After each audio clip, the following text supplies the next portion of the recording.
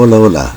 Esta vez quiero compartir con ustedes un libro realmente maravilloso. Este libro. Si Beethoven pudiera escucharme, de Ramón Jenner, un músico español que se ha dedicado a la divulgación de la música en general, a pesar de que él tiene título de licenciado en empresarial, en fin. Pero el gran mérito de él es que aborda el tema de la música trascendiendo los temas propiamente específicos, que es en realidad algo que puede servir mucho para la vida propiamente tal. Trasciende el tema propiamente tal de la música. Por eso estoy recomendándoselo a mis hijos, que lean este libro, porque es un libro, como empecé a decir, maravilloso, espectacular. Fíjense que él empieza dando a conocer la genialidad que tuvo Mozart, y también relata la genialidad de Rossini, que yo no conocía realmente, porque si Mozart compuso una sinfonía a los 11, qué sé yo, una sinfonía a los 11, Rossini lo hizo a los 14 años. Entonces, bueno, él explica aquí en la primera página, porque el libro se divide en muchos capítulos, ¿eh? Empieza con el prólogo, imaginación, escuchar, libertad, sentimiento, amistad, héroe, genio, en fin, etc. Entonces, en estos capítulos va abordando temas que son de interés humano, propiamente humano, donde hay una fusión entre la música y lo típicamente humano. Esa es la genialidad del libro, ese es el mérito que tiene el libro. Por eso me sedujo tanto, porque fíjese cómo parte, digamos, para que vean. Relata lo que cuando Mozart hizo una partitura, que la partitura se llama espejo. ¿Por qué se llama espejo? Porque esa partitura, colocándose en medio de una mesa y un músico frente a ti, un músico frente a otro músico, en lados opuestos, podían leer la partitura, estuvieran de allá, o del frente, o estuvieran aquí. Fíjense ustedes, genio, digamos, hacer una partitura de esa naturaleza es espectacular, es increíble. Bueno, cuando empieza después a hablar sobre escuchar, parte diciendo algo que a mí me impresionó, aunque ya lo conocía. El primero en darse cuenta de que la música reforzaba las imágenes y de que los espectadores veían y oían a la vez fue el director soviético Sergei Eisenstein, cuando en 1925 estrenó la famosa película El acorazado Potemkin. Después, bueno, cuando en el capítulo de la libertad, cuando habla de la libertad, él relata, explica lo que el escritor, el filósofo Fernando Savater lo hizo en el libro que se llama Ética para Amador. Ahí explica el caso de las termitas, digamos, cuando un elefante echó a perder, porque las termitas tienen el cuerpo muy blando, y las hormigas las destrozan fácilmente. Entonces fabrican ellos los famosos hormigueros, que son sólidos, fuertes, duros, pero cuando pasa un elefante y las deja en el suelo, aparecen los soldados, digamos, las termitas soldados, aparecen defendiendo ante las hormigas que se lanzan al tiro encima de ella, para defender que el resto empiece a trabajar y a reconstruir el hormiguero. El mismo Fernando Savater relata el caso de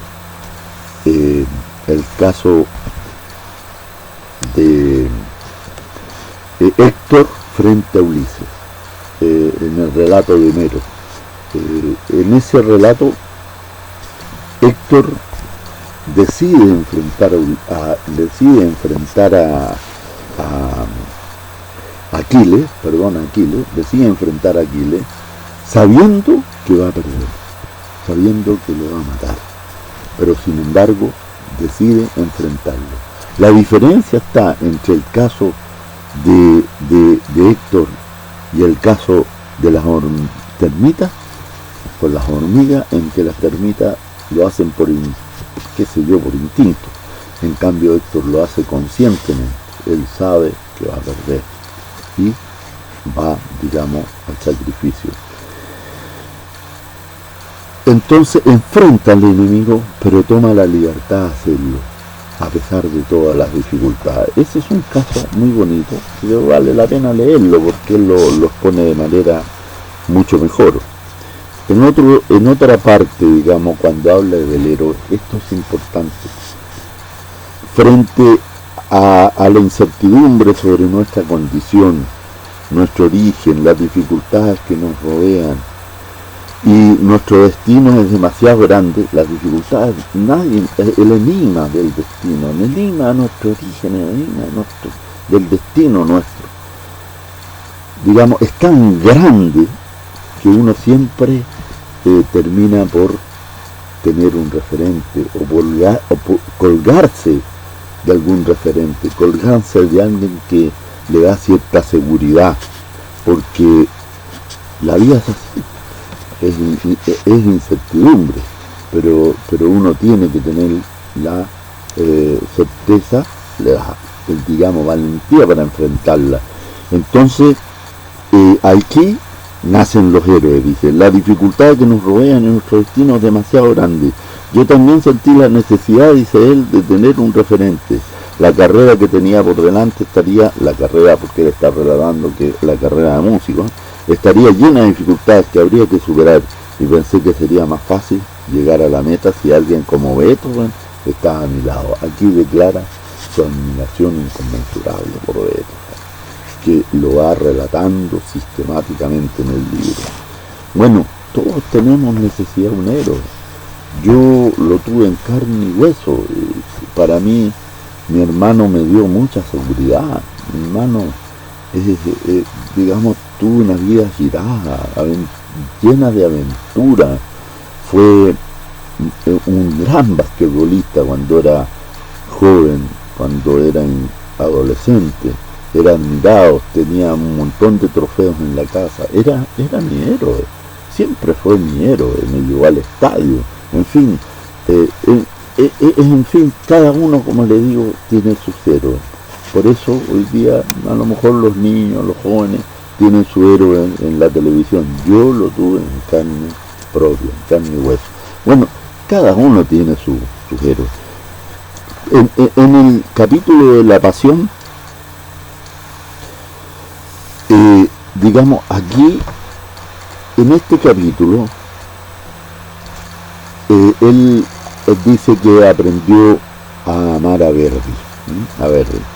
No hay principio, dice, no hay final, solo hay pasión por la vida. Eso es verdad, hay pasión por la vida. Ahora, en otra parte, cuando habla del Carpe Diem Polonio, Carpe Diem, es decir, aprovecha el día, disfruta intensamente el momento, que no te bloquee el recuerdo, que no te bloquee la incertidumbre de lo que viene. Yo recuerdo una frase de el escritor Alexandre Dumas, en El Conde de Montecristo. Al final, después de todo lo que pasa, el conde de Montecristo dice, bueno, ¿qué hacer, digamos, ante el futuro? ¿Qué hacer ante el porvenir? Que tiene tanta incertidumbre. Confiar y esperar. Nada más. O sea, esa es la actitud que tiene que tener, ¿no? Aquí relata el caso, por ejemplo, de la película El Club de los Poetas Muertos, ¿no? Donde el profesor Keating va, empuja a los alumnos y van donde una vitrina donde están los antiguos maestros que ya murieron, etcétera, etcétera. Entonces, Keating, el profesor, explica que el sentimiento que expone el poema de Robert Henry es Carpe Diem. O sea, ¿cuál es el poema? Coged las rosas ahora que podéis. El tiempo pasa volando. Aquella flor que hoy admiras, mañana habrá muerto. Esto es muy bonito, muy bonito. Bueno, el libro es muy bonito en general. Quiero finalmente decir algunas cosas, digamos. Esto de la gente, el comportamiento que a veces tienen. Resulta que Paganini, Niccolò Paganini, era un músico tan genial que cuando se presentaba ante el público hacía una demostración y la gente se quedaba, por supuesto, extasiada. Decía, el público lo esperaba extasiado y entonces aparecía en el escenario con una pose entre mefistofélica y divina. Solía ofrecer un número musical que consistía en lo siguiente: aparecía con un violín que tenía 3 cuerdas rotas. Entonces, con una mirada penetrante, interpretaba con una única cuerda, la de sol, una pieza de una dificultad tan extrema que el público quedaba arrebatado. Liszt fue a una de estas exhibiciones de Paganini y quedó tan impresionado que después él se presentaba, digamos, y hacía algo parecido. Claro que él era, dice, el escritor Henry King fue el primero en utilizar listomanía. O sea, la gente era tanta la admiración que sentía por Liszt, y sobre todo la admiración al sexo opuesto. Las mujeres se volvían locas por Liszt. Y ahí apareció el término listomanía, que posteriormente, cuando salieron los Beatles, se habló de la Beatlemanía. Bueno, esto lo dice mucho mejor él, lo explica mucho mejor, ¿eh? Ahora, con respecto a quién eres, bueno, ahí hay una parte que a mí me gustó mucho, porque Franz Schubert era un médico, un músico genial, pero fíjense ustedes que siempre tocó en un grupo de amigos, en un club de amigos. Nunca tuvo la popularidad que tuvieron otros. Y así todo fue un gran genio. Y así todo él eligió la música. Porque pudo haber sido otra cosa, pero él eligió la música. Mire, este libro es maravilloso. Relata, entre otras cosas, el caso de la reina Antonieta. Estamos hablando ya de la Revolución Francesa, cuando la reina Antonieta es guillotinada. Stefan Zweig tiene un relato extraordinario sobre la reina Antonieta, ¿eh? María Antonieta se llama el libro, entiendo. Y tuvo una condición tan especial, María Antonieta, que a pesar de que en algún momento de su vida se mareó con tanta riqueza y hizo algunas cosas impropias, sobre todo en el Palacio Manon, Pero a pesar de eso, ella tuvo una actitud frente a la muerte extraordinaria. Fíjense que aquí también lo relata. En un momento dado, eh, pisa al verdugo y va y ella le dice: perdone, no fue adrede, fue casual. Fíjense usted, una actitud, porque está frente a la muerte, frente a quien le va a cortar la cabeza, y sin embargo lo que hace grande a una persona a veces es no perder su perfil, es ser auténtico, no andarse colgando de los triunfos para ser exitoso, no, es ser auténtico, es, digamos, casarse con la identidad. Eso es lo importante. Lo que uno ama, tiene que amarlo con fiereza, con fiereza.